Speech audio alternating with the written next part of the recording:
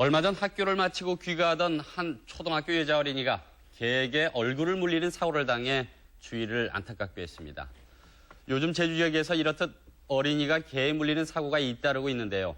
어른들이 무심코 풀어놓은 개들이 어린이들의 안전을 위협하고 있는 것입니다.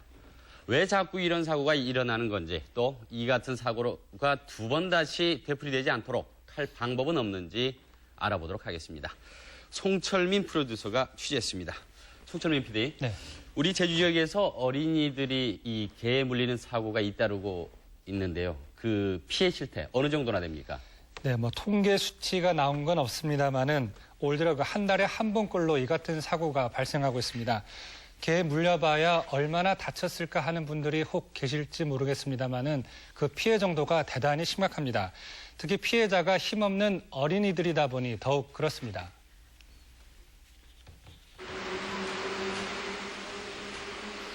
제주 시내 한 병원. 한 여자 어린이가 치료를 받고 있습니다. 초등학교 3학년인 채은이. 얼마 전 동네 개에게 얼굴을 물렸습니다. 여기가 이렇게 갈라져가지고 여기 전체에 이렇게 내 얼굴이 작으니까 이렇게 해가지고 이렇게 다 벌려지고 속살이 튀어나오고 끔찍했고 그리고 하늘이 무너지는 것 같았고 어쩜 이런 일이 있을 수가 있을까. 곱게 난 자식. 사고 당시 채은이는 학원을 마치고 집으로 돌아오는 길이었습니다. 그런데 개가 쫓아오자 채은이는 걸음을 재촉했고 그러다 넘어졌는데 그 순간 개가 덮쳤다고 합니다.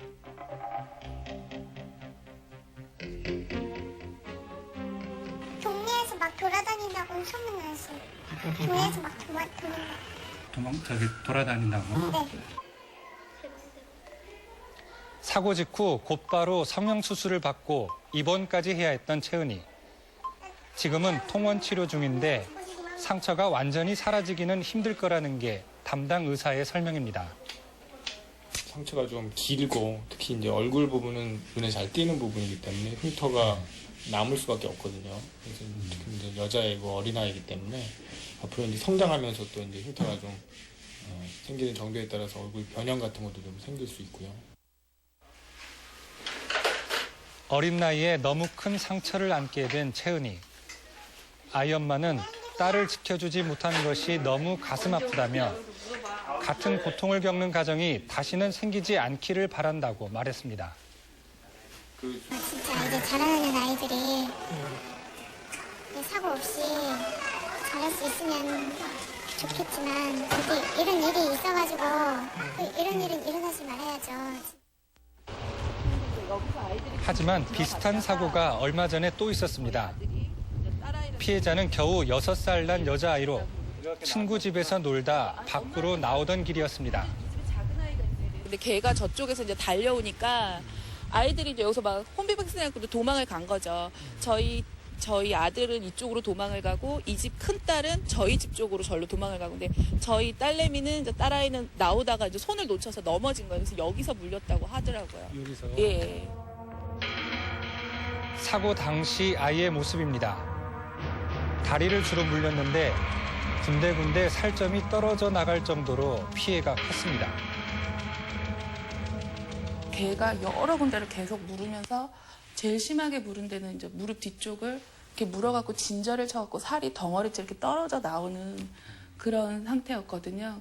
그 어린 개 도망가다가 넘어져서 도망도 못 가고 그냥 한 번 콱 물린 게 아니라 여기저기 양쪽 두 다리를 막 개가 이제 다 이렇게 씹어놨더라고요. 진짜 막 좀 너무 격하게 표현해서 씹어놨는데 그날을 생각하면 저희도 막 그 상처가, 이 마음의 그 상처가 어떻게 잊혀지지가 않죠. 막. 피해 어린이는 사고 직후 무려 8군데에 걸쳐 봉합수술을 받은 상태.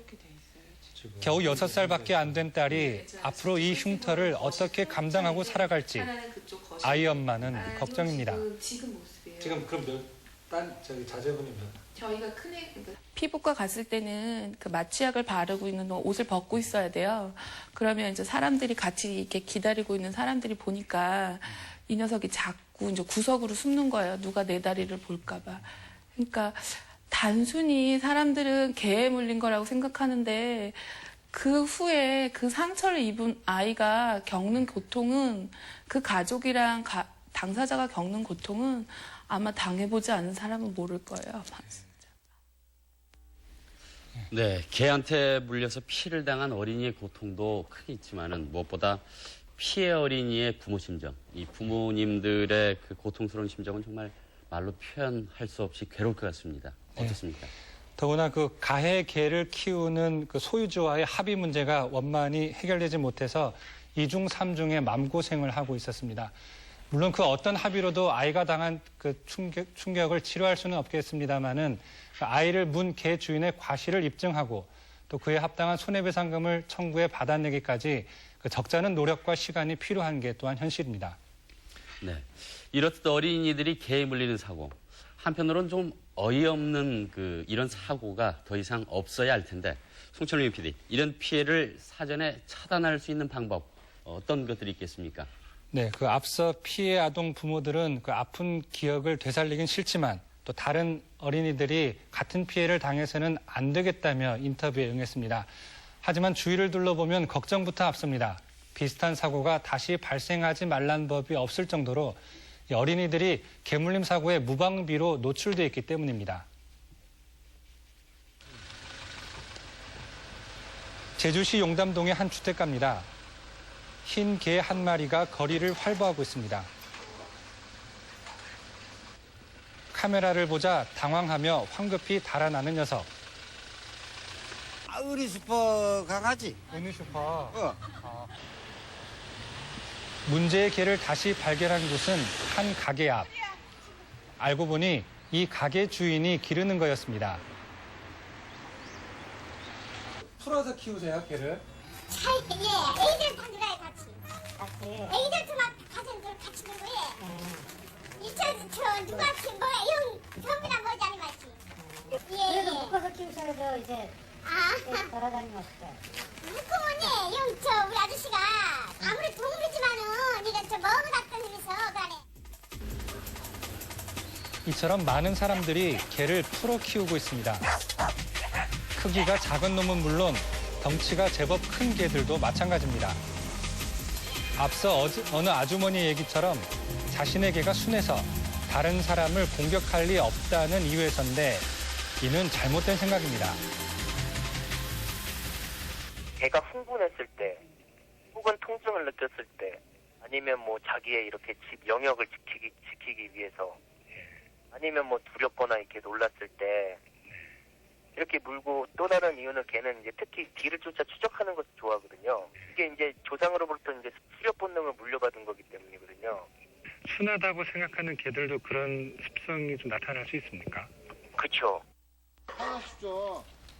특히 어린이들은 개를 보면 가서 장난을 치거나 뛰어 도망가는 경우가 많은데 모두 개의 신경을 자극하는 행동이라고 합니다. 따라서 야외에서 개를 만나더라도 신경을 건드리지 않도록 주의하는데 이는 어른들에게도 쉽지 않은 일입니다. 순간적으로 당황이 되고 만약에 제가 지금 차를 운전하는 입장이 아니고 이 거리를 걷고 있다가 저런 개들을 만나게 되면 나는 좀 어떻게 대처할 것인가. 순간적으로 걱정도 앞서죠.